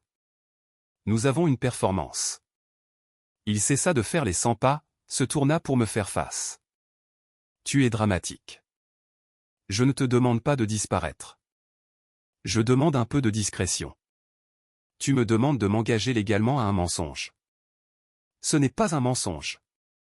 Sa voix montait à nouveau, la frustration transparaissant. C'est juste. C'est gérer l'information, être stratégique sur ce que nous partageons. Avec tout le monde dans nos vies, dis-je. Pour toujours. C'est ce que signifie un NDA, Lucas. Je ne pourrais pas le dire à ta mère, ni à nos amis, ni à nos futurs enfants, vraisemblablement. Je devrais cacher qui je suis à tout le monde, tout le temps, pour que tu puisses maintenir l'illusion que tu es le plus réussi. Est-ce vraiment trop demandé? La question sortit presque suppliante. Après 3 ans ensemble, un peu de discrétion est-il vraiment un prix trop élevé pour notre relation? Je sentis quelque chose en moi se briser finalement, complètement. Pas mon cœur exactement. Quelque chose de plus profond. Le dernier fil d'espoir que Lucas pourrait, d'une manière ou d'une autre, me surprendre, choisir l'amour plutôt que l'ego, me voir comme une partenaire au lieu d'une menace. Oui, dis-je simplement. C'en est un. Son visage se tordit. Frustration, colère, quelque chose qui aurait pu être une douleur sincère. Tu vas jeter 3 ans par la fenêtre parce que tu ne veux pas signer un simple document? C'est ce que notre relation vaut pour toi? J'ai ramassé mon sac à main là où je l'avais posé sur sa table basse. Mes mouvements délibérés et calmes, même si mon cœur battait la chamade. Notre relation vaut tout pour moi, dis-je. Mais ça, j'ai fait un geste entre nous. Ce n'est plus une relation. C'est un contrat où je m'efface pour que tu puisses te sentir supérieur. Et je ne ferai pas ça. Pas pour toi. Pas pour personne. Je me suis dirigé vers la porte. Lucas m'a suivi, sa voix devenant plus forte, plus désespérée. Tu es déraisonnable. J'essaie de trouver une solution ici. J'essaie de faire en sorte que ça marche et tu jettes tout par la fenêtre. Je me suis retourné à la porte, les regarder une dernière fois. Vraiment regarder, j'ai essayé de trouver l'homme que j'avais aimé quelque part dans la personne désespérée et en colère qui se tenait devant moi. Lucas, si tu ne peux pas m'aimer pour qui je suis vraiment, entièrement, y compris les parties qui te mettent mal à l'aise, alors peut-être que nous ne devrions pas nous marier du tout. Le silence qui suivit sembla absolu. Final. Le visage de Lucas passa par plusieurs émotions au choc, chagrin, fureur, humiliation avant de se figer en quelque chose de froid et dur. Tu le regretteras, dit-il, sa voix basse et venimeuse. Tu finiras seul avec rien d'autre que ton argent pour te tenir chaud. Personne ne voudra de quelqu'un qui ment pendant 3 ans, qui manipule les gens. Tu te crois si intelligente, si réussie, mais tu es juste. Tu es juste brisée. Les mots étaient conçus pour blesser, et ils l'ont fait, un peu, mais pas comme il le voulait. J'ai soutenu son regard sans broncher. Mieux vaut être seul avec la vérité qu'enchaîné à un mensonge. J'ai ouvert la porte et je suis sorti.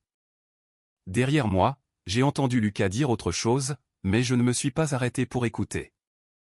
J'ai fermé la porte doucement et j'ai marché dans le couloir, descendu les escaliers, et suis sorti dans l'air frais du soir. Et j'ai senti le poids de 3 ans s'envoler, comme un manteau que j'avais porté trop longtemps, lourd et suffocant, enfin jeté. Je suis arrivé à ma voiture avant que les larmes ne viennent. Pas des sanglots, juste des larmes silencieuses coulant sur mon visage alors que j'étais assise au volant, les mains agrippant le volant, fixant le vide. Je n'étais même pas sûr de ce pourquoi je pleurais. La fin de la relation, la cruauté des derniers mots de Lucas, ou le soulagement d'être enfin libre de quelqu'un qui avait besoin que je sois plus petite. Peut-être tout ça à la fois. Je suis rentré chez moi dans un état second, j'ai essuyé mon visage et suis entré dans mon appartement. Il semblait différent, plus léger, comme si quelque chose de lourd qui avait pesé sur les murs s'était enfin levé. J'ai envoyé un texto à Léa, c'est fini. Elle a appelé immédiatement. J'ai laissé sonner. Je n'étais pas encore prête à parler. Au lieu de cela, j'ai fait du thé, je me suis assise sur mon canapé et je me suis laissé ressentir tout ce que j'avais retenu pendant des semaines. Le chagrin, la colère, le soulagement étrange et inattendu. Je me suis endormi là, encore habillé, le thé refroidissant sur la table basse. Le lendemain matin, je me suis réveillé avec 17 appels manqués et 23 messages textes. Mon estomac s'est noué en les faisant défiler.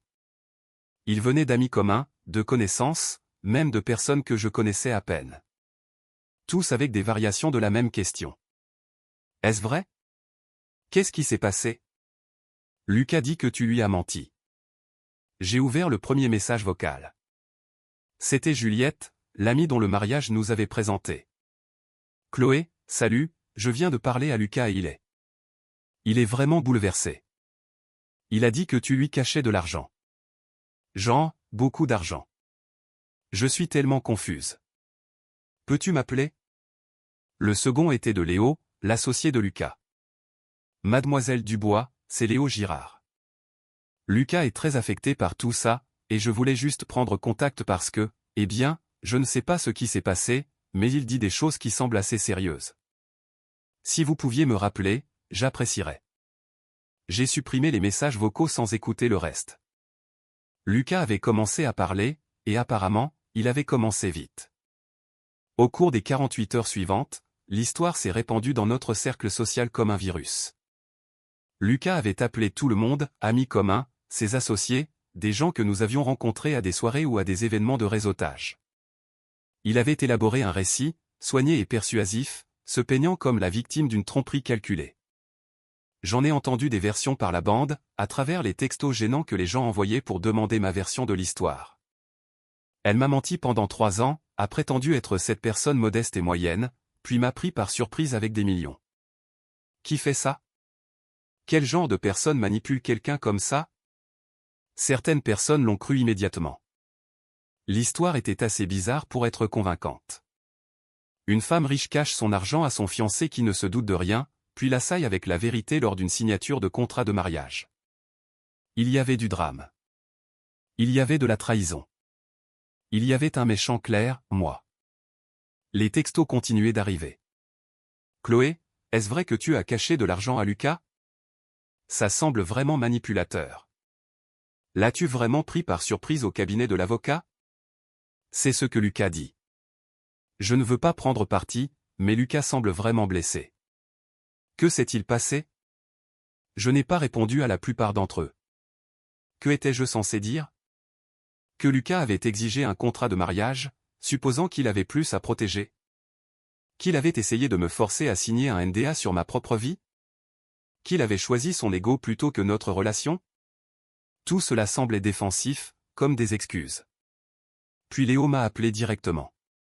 Sa voix était froide, professionnelle, la chaleur entendue lors des dîners d'affaires complètement disparue. Mademoiselle Dubois, je ne sais pas à quel jeu vous jouez, mais vous l'avez vraiment blessé. Lucas est un homme bien. Il ne méritait pas ce que vous lui avez fait. Je suis resté silencieuse un moment, pesant le pour et le contre de m'engager.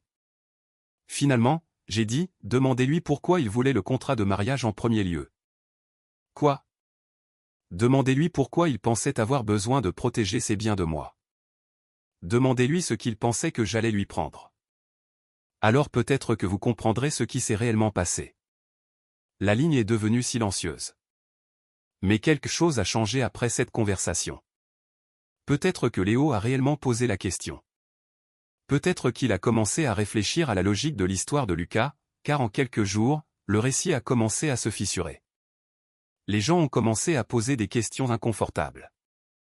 Je les ai entendus indirectement, par Léa, par Sandrine, par les quelques amis qui étaient restés neutres. Attends, donc Lucas voulait un contrat de mariage parce qu'il pensait devoir se protéger de Chloé, mais ensuite il est en colère qu'elle ait en fait plus d'argent? Ça n'a pas de sens. Il est en colère parce que sa fiancée réussit? C'est de ça qu'il est contrarié? Donc, il a exigé une divulgation financière, puis s'est mis en colère quand la divulgation a montré qu'elle était plus riche. N'est-ce pas littéralement ce qu'il a demandé? L'absurdité de la situation est devenue impossible à ignorer. J'ai entendu le coup de grâce au récit de Lucas complètement par hasard. J'étais dans mon café habituel, travaillant sur mon ordinateur portable dans un coin, lorsque deux femmes se sont assises à la table à côté de moi. Elles parlaient fort, comme le font les gens quand ils ne pensent pas que quelqu'un écoute. « Tu as entendu parler de Lucas Moreau ?» a dit l'une d'elles. Mes doigts se sont figés sur le clavier. Le gars de l'immobilier. Ouais, j'ai entendu dire que lui et sa fiancée ont rompu. Quelque chose à propos de l'argent. Il a raconté à tout le monde qu'elle l'avait trompé, caché sa fortune, manipulé. Mais mon ami travaille avec son avocat et apparemment, la vraie histoire, c'est qu'il a exigé un contrat de mariage puis a pété les plombs quand il a découvert qu'elle était plus riche que lui. Genre, beaucoup plus riche. Attends, sérieusement? Donc il est en colère parce que sa fiancée est accomplie? Exactement. Un énorme problème d'ego. Imagine être menacé par le succès de ton partenaire. Mon Dieu, c'est pathétique. C'est littéralement le rêve. Épouser quelqu'un qui réussit et qui n'a pas besoin de ton argent. Elles ont ri et je suis resté assise dans mon coin, invisible, ressentant quelque chose proche de la justification. La campagne de dénigrement de Lucas se retournait contre lui de manière spectaculaire. Ses associés ont commencé à prendre leur distance. J'ai appris par Sandrine que des investisseurs potentiels étaient soudainement injoignables, les appels restaient sans réponse. Les clients posaient des questions pointues sur la stabilité de son cabinet, se demandant si ses drames personnels indiquaient une instabilité professionnelle. Le récit qu'il avait essayé de contrôler lui avait complètement échappé. Une semaine après être sorti de son loft, Monique a appelé. J'ai failli ne pas répondre, mais la curiosité l'a emporté. Chloé. Sa voix était tendue, contrôlée, vibrant d'une fureur à peine contenue. Il faut qu'on parle de ce que tu as fait à mon fils. J'ai fermé les yeux, déjà épuisé. Monique. As-tu la moindre idée de l'état dans lequel il se trouve? Il est déprimé, travaille à peine, boit trop. Tout ça parce que tu n'as pas pu être honnête sur qui tu es. L'accusation flottait dans l'air, et j'ai senti la colère monter dans ma poitrine, chaude et juste. J'ai été honnête, dis-je, ma voix plus sèche que je ne l'avais prévu. Lucas n'a jamais posé de questions sur mes finances. Il a supposé que j'étais financièrement simple et je l'ai laissé faire parce que je voulais être aimé pour moi, pas pour mon compte en banque. Tu as menti par omission, rétorqua Monique. Tu l'as laissé construire une vie avec toi sur de fausses hypothèses. Il a construit des hypothèses, ai-je corrigé. Je n'ai jamais dit que j'avais des difficultés. Je n'ai jamais prétendu être quelqu'un que je n'étais pas. Il n'a juste jamais pris la peine de demander. Il y eut une longue pause. Puis la voix de Monique changea, s'adoucissant en quelque chose de presque suppliant. Chloé, s'il te plaît, signe juste le NDA. Laisse-le sauver la face. Il est prêt à poursuivre le mariage si tu gardes juste sa secret. Pense à ce que tu jettes. L'audace de la proposition m'a littéralement coupé le souffle. Vous voulez que j'épouse un homme qui a honte de moi? Ai-je demandé doucement. Qui a besoin que je cache qui je suis pour protéger son ego? Il ne s'agit pas de honte, insista Monique. Il s'agit de respect, de le laisser être l'homme dans la relation. Non, dis-je, ma voix froide maintenant. Il s'agit de sa fierté qui est plus importante que ma vérité. Et je ne vivrai pas de cette façon. Pas pour lui. Pas pour vous. Pas pour personne. J'ai raccroché avant qu'elle ne puisse répondre. Mes mains tremblaient, mais je me sentais étrangement calme. Claire. 2 semaines plus tard, j'ai reçu un email qui m'a surprise plus que toute autre chose dans toute cette affaire. L'expéditeur était maître Stéphane Lefebvre, l'avocat de Lucas. L'objet était « Excuses professionnelles ». Je l'ai ouvert, la curiosité l'emportant sur la prudence. Mademoiselle Dubois, je tenais à vous contacter personnellement pour m'excuser de mon rôle dans cette désastreuse signature de contrat de mariage. En 23 ans de pratique du droit de la famille, je n'ai jamais vu un client aussi fondamentalement mal comprendre sa propre position. Pour ce que ça vaut, j'ai depuis conseillé à Lucas que son récit n'est pas tenable et qu'il devrait accepter que la relation est terminée avec dignité. Il n'a pas bien pris ce conseil. Je vous souhaite le meilleur. Votre avocate, Maître Fournier, est excellente. Vous êtes entre de bonnes mains. Respectueusement, Stéphane Lefebvre. Je l'ai lu 3 fois. Quelque chose s'est détendu dans ma poitrine que je n'avais pas réalisé être tendu. Même l'avocat de Lucas voyait la vérité. J'ai transféré l'email à Sandrine. Elle a répondu en quelques minutes. Lefebvre est l'un des bons. Rare dans ce métier. C'est sa manière professionnelle de dire que Lucas est délirant et que tu as évité une catastrophe. J'ai souri pour la première fois depuis des semaines. Ce soir-là, je me suis assise sur mon balcon avec un verre de vin, regardant les lumières de la ville scintiller au loin et j'ai réalisé quelque chose d'important. Lucas avait essayé de contrôler le récit. Il avait essayé de se faire passer pour la victime, de me peindre comme la trompeuse, de sauver sa réputation à mes dépens. Et ça n'avait pas marché parce que la vérité, aussi étrange ou compliquée soit-elle, avait un poids que sa version des événements ne pouvait égaler. Je n'étais pas la méchante de son histoire. J'étais juste la femme qui avait refusé de se rétrécir. Le vin sur mon balcon ce soir-là avait le goût de la liberté. Je suis resté là pendant des heures, regardant les lumières de la ville devenir floues et nettes au gré des nuages, ressentant quelque chose que je n'avais pas ressenti depuis des mois, la paix. Pas celle qui vient de la résolution ou de la clôture, mais celle qui vient simplement du fait d'avoir survécu à quelque chose dont on n'était pas sûr de pouvoir se remettre. La campagne de diffamation de Lucas avait échoué. Son récit s'était effondré sous son propre poids, et j'étais toujours debout. Mais être debout, j'ai vite appris, n'était pas la même chose que de s'épanouir. Les mois qui ont suivi ont été plus difficiles que prévu. Je me suis jeté dans le travail avec une intensité qui inquiétait même Sandrine. J'ai étendu les fonctionnalités de Cloud 5 Pro, ajoutant des modules que j'avais prévus depuis des années mais que je n'avais jamais eu le temps de mettre en œuvre. J'ai signé 2 nouveaux clients majeurs, une chaîne hôtelière nationale et une entreprise de logistique qui avait besoin d'un meilleur suivi des stocks. Je me suis rendu dans 3 de mes propriétés locatives qui nécessitaient de l'attention, supervisant les rénovations et rencontrant les gestionnaires immobiliers. J'étais productive, réussie, occupée et complètement vide. Les nuits étaient les pires. Mon appartement semblait trop calme, mon lit trop vide. Je me surprenais à prendre mon téléphone pour envoyer un texto à Lucas à propos de quelque chose de drôle qui s'était passé, une demande de client bizarre, un article de presse étrange, n'importe quoi. Puis je me souvenais. La mémoire musculaire de notre relation persistait longtemps après que la relation elle-même soit morte. Léa venait souvent me voir, débarquant à l'improviste avec des plats à emporter et du vin, s'asseyant avec moi dans un silence confortable lorsque les mots semblaient trop difficiles. « Tu as fait ce qu'il fallait », disait-elle sans qu'on le lui demande, comme si elle pouvait sentir mes doutes. Je sais que ça n'en a pas l'air pour l'instant, mais c'est le cas. Je hochais la tête, voulant désespérément la croire. 3 mois après la rupture, j'ai commencé à voir une thérapeute. Docteur. Valérie Leroy était une femme calme et méthodique dans la cinquantaine qui avait une façon de poser des questions qui ressemblaient à de douces excavations, déterrant soigneusement des choses que j'avais enfouies. Parlez-moi du secret, dit-elle lors de notre 4e séance. Pas les raisons pratiques, les raisons émotionnelles. Je me suis tortillé sur mon fauteuil, mal à l'aise. Je voulais être aimé pour moi, pas pour mon argent. Et vous croyez que ces choses sont séparées? Vous et votre argent? Elles devraient l'être. Devraient l'être, répéta Docteur Leroy. Mais le sont-elles? Je n'avais pas de réponse. Avez-vous caché votre richesse pour vous protéger? Demanda-t-elle doucement. Ou pour le tester? Cette question m'a hanté pendant des semaines. Parce que la vérité était compliquée. J'avais caché ma richesse pour les 2 raisons. Pour me protéger des gens qui me verraient comme une ressource plutôt qu'une personne, oui. Mais aussi, peut-être, pour voir si Lucas m'aimerait sans connaître toute la situation.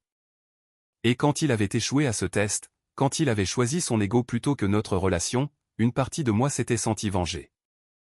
Mais la vengeance, j'apprenais, n'était pas la même chose que le bonheur. 4 mois après la rupture, j'ai croisé Lucas. Je retrouvais Sandrine pour déjeuner dans un bistrot en centre-ville un mardi matin. L'endroit était à moitié vide, assez calme pour discuter. Sandrine était en retard, une audience au tribunal s'était prolongée, alors j'étais assise seule à notre table, faisant défiler mon téléphone quand j'ai senti le regard de quelqu'un. J'ai levé les yeux. Lucas était de l'autre côté de la pièce, assis avec un homme en costume d'affaires que je ne reconnaissais pas. Un client, probablement. Lucas était au milieu d'une phrase, gesticulant, mais ses yeux avaient trouvé les miens et, un instant, tout le reste a semblé s'effacer. Il avait l'air différent, plus mince, plus vieux. L'assurance que je lui connaissais si bien avait été remplacée par quelque chose de diminué, de prudent. Il a dit quelque chose à son client, puis s'est levé et s'est dirigé vers ma table. Mon cœur battait la chamade, mais j'ai gardé un visage neutre. « Chloé, dit-il. » Sa voix était prudente, dépouillée d'émotion. « Terrain neutre. » Lucas. Un silence gênant s'installa entre nous, épais de tout ce que nous avions dit et de tout ce que nous n'avions pas dit. « Tu as l'air en forme, » offrit-il finalement. « Merci. » Un autre silence. Puis Lucas prit une profonde inspiration comme pour se donner du courage. « J'ai été un idiot, dit-il doucement. Je le sais maintenant. J'ai attendu, ne disant rien. J'ai laissé ma fierté détruire la meilleure chose de ma vie. » Sa voix était brute, honnête d'une manière que j'avais rarement entendue de sa part. Je vois un thérapeute, je travaille sur moi-même, je comprends pourquoi j'ai réagi comme je l'ai fait. Et Chloé, je suis désolé pour tout. Pour le contrat de mariage, pour le NDA, pour avoir fait de ton succès une affaire d'ego. Je suis désolé. Une partie de moi, celle qu'il avait aimée pendant 3 ans, qui avait dit oui à sa demande en mariage, qui avait imaginé toute une vie avec lui, voulait franchir ce fossé, accepter les excuses, pardonner, peut-être même essayer à nouveau. Mais je l'ai regardé, vraiment regardé, et j'ai réalisé quelque chose d'important. L'homme qui se tenait devant moi n'était pas quelqu'un avec qui je voulais reconstruire. C'était quelqu'un dont j'avais évolué, quelqu'un dont j'avais eu besoin d'évoluer. J'apprécie que tu dises ça, dis-je doucement. J'espère que tu trouveras ce que tu cherches, Lucas. Vraiment. Son visage passa par plusieurs émotions: espoir, compréhension, acceptation, résignation avant de se figer en quelque chose qui ressemblait à de la paix. Il hocha la tête. Prends soin de toi, Chloé. Toi aussi. Il retourna à sa table. Je l'ai regardé partir et quand Sandrine est arrivée 5 minutes plus tard, essoufflée et pleine d'excuses, j'ai réalisé que je souriais. Bonne nouvelle? Demanda Sandrine en s'asseyant. Juste un point final, dis-je. Enfin. 6 mois après la rupture, Léa m'a traîné à une collecte de fonds pour la communauté.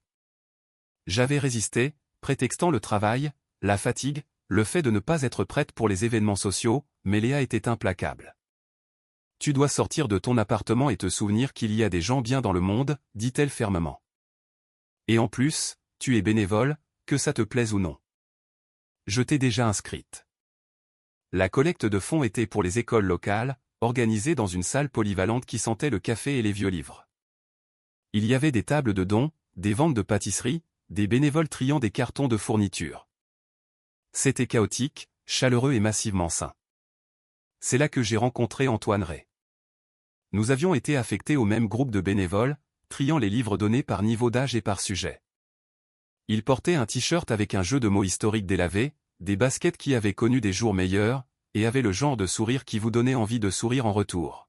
« S'il te plaît, dis-moi que tu es meilleur en organisation que moi, » dit-il en regardant la montagne de livres devant nous. Parce que j'enseigne l'histoire contemporaine et j'ai à peine réussi à classer par ordre alphabétique la bibliothèque de ma classe. J'ai ri, vraiment ri pour la première fois depuis des mois. Nous avons trié des livres et parlé de ses élèves, qu'il décrivait avec affection et exaspération. De mon travail, que j'ai gardé vague, conseil en technologie, assez ennuyeux. De notre amour commun pour les mauvais films des années 80, que nous avons découvert quand il a fait une référence à The Breakfast Club et que j'ai immédiatement contre-attaqué avec une réplique de Ferry Buellé. À la fin de la soirée, il m'a demandé mon numéro. Juste pour que je puisse t'envoyer des recommandations de mauvais films, dit-il avec un grand sourire. Purement professionnel. Je le lui ai donné. Nous avons pris un café 3 jours plus tard. Puis un dîner la semaine suivante. Puis un film intentionnellement mauvais des années 80 que nous avons tous les deux adoré, ironiquement. Lors de notre 4e rendez-vous, assis sur le petit balcon de son appartement avec du vin bon marché et une pizza du restaurant du coin, je lui ai tout raconté. Sur Cloud 5 Pro, sur les redevances, les propriétés et les investissements, sur Lucas, le contrat de mariage et la confrontation au cabinet d'avocats, sur le fait de cacher qui j'étais parce que j'avais si peur d'être apprécié pour ce que j'avais au lieu de qui j'étais. Je me suis préparé au changement, au calcul, à l'altération de son regard. Antoine a tout écouté sans m'interrompre, son expression pensive et attentive. Quand j'ai eu fini, il est resté silencieux un long moment. Puis il a souri, sincèrement, chaleureusement, sans réserve. « Donc, tu es intelligente et riche, dit-il. » Mince, j'ai vraiment décroché le jackpot. J'ai ri si fort que j'ai failli pleurer, le soulagement m'inondant comme la lumière du soleil perçant des mois de nuages. « Chloé, » a-t-il poursuivi, son ton plus sérieux maintenant. J'enseigne à des adolescents la Révolution américaine pour 48 000 € par an. Je conduis une voiture assez vieille pour voter. Je ne suis pas intimidé par ton succès. Je suis impressionné par lui. Tu as construit quelque chose d'incroyable. C'est séduisant. Pour la première fois depuis des années, je me suis senti vraiment vu. Pas comme un compte en banque, pas comme une menace pour l'ego de quelqu'un. Mais comme une personne entière dont les réalisations étaient quelque chose à célébrer, pas à cacher. Ton succès ne me fait pas peur, dit Antoine en tendant la main sur la petite table pour serrer la mienne. Il m'inspire. 6 mois plus tard, un dimanche matin, autour de crêpes chez lui, Antoine m'a demandé en mariage. Pas avec une bague chère ou des plans élaborés, juste une simple question posée avec tout son cœur dans les yeux. Tu veux qu'on construise une vie ensemble? Pas de contrat de mariage, pas de NDA, pas de conditions ou de clauses ou de protection juridique. Son amour, honnête et sans peur. J'ai dit oui. En y repensant maintenant, je ne regrette pas d'avoir gardé ma richesse privée avec Lucas. Cela a révélé sa vérité plus rapidement que l'honnêteté ne l'aurait jamais fait. Il voulait un contrat de mariage parce qu'il pensait se protéger de moi. Mais au final, la seule chose qu'il a protégée, c'est sa fierté. Et ça lui a tout coûté. Je suis toujours Chloé Dubois, j'ai toujours 32 ans, je vaux toujours 8,5 millions €, je conduis toujours cette Citroën cabossée, je vis toujours dans mon appartement modeste, je fais toujours mes courses au supermarché. Mais maintenant, je sais quelque chose que je ne savais pas avant. L'amour construit sur des faux-semblants n'est pas de l'amour du tout. C'est la peur qui porte une bague. Le véritable amour ressemble à Antoine faisant des jeux de mots terribles pendant que nous faisons les courses. Comme lui me présentant fièrement aux parents de ses élèves comme « ma brillante fiancée qui développe des logiciels ». Comme partager l'addition au restaurant, non pas parce que l'un de nous le doit, mais parce que nous voulons être partenaires en tout. Le véritable amour ne vous demande pas de vous rétrécir pour que quelqu'un d'autre se sente grand. Il vous célèbre dans toute votre grandeur et dit « Regarde ce que nous pouvons construire ensemble ». C'est la fin que j'ai toujours méritée. Et enfin, je l'ai.